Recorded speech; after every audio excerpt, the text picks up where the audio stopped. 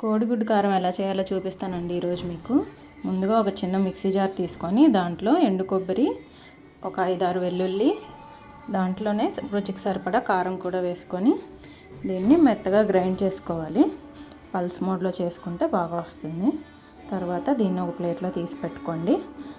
ఒక బాండి తీసుకొని కొంచెం ఆయిల్ వేసుకొని దాంట్లో తాలింపు గింజలు వేసుకొని వేయించుకోండి. దీంట్లోనే ఫ్రెష్గా ఉన్న కరివేపాకును వేసుకొని క్రిస్పీగా అయ్యేలాగా వేయించుకోండి. మీ దగ్గర ఫ్రెష్గా ఉన్న కరివేపాకు లేకపోతే ఆకుల్ని తుంచుకొని వేసుకోండి, బాగుంటుంది.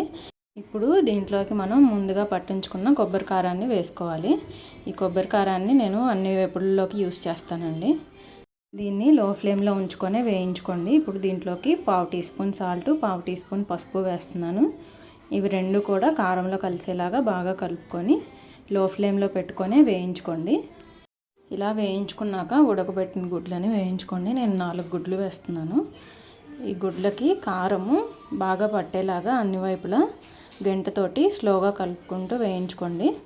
ఈ కొబ్బరి కారాన్ని నార్మల్గా అయినా ఎగ్స్ లేకుండా వేయించుకొని నెయ్యి వేసుకొని అన్నంలో కలుపుకొని తింటే చాలా బాగుంటుందండి.